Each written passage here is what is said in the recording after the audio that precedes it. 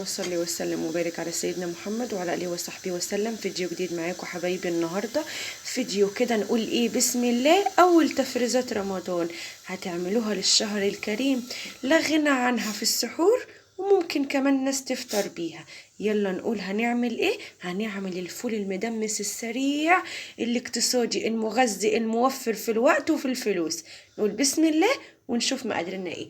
معانا كوبايه فول مدشوش، معايا كوبايه عدس بجبه، عندك عدس اصفر ممكن تحطي برضو معاه كوبايه، معايا جزرايه متقطعه كده حلقات، بصلايه مكعبات، طماطميه.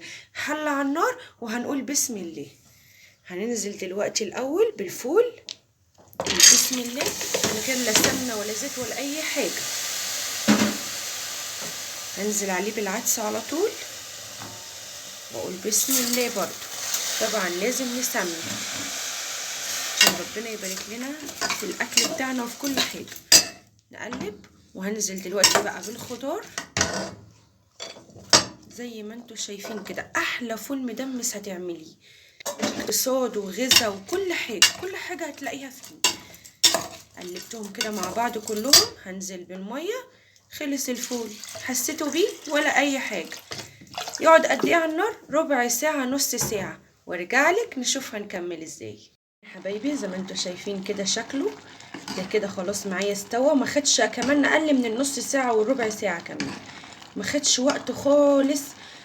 بالشكل ده بقى كده انا هطحنه في الخلاط او بالهاند بلندر على حسب اللي موجود عندك في بيتك، وهرجع لك تاني اوريك الشكل اللي قلتلكوا تاني. حبايبي شايفين شكل الفول، شايفين القوام بتاعه ولا الريحه؟ وما خدش مني والله نص ساعه، اقل كمان من ربع ساعه والله العظيم.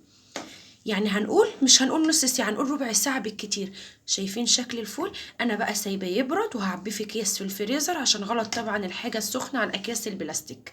تشيليه بقى في علبه، تاخدي منه في التلاجة كل يوم تفطري، تحطي منه تشيليه في اكياس في الفريزر. ادي الشكل والقوام.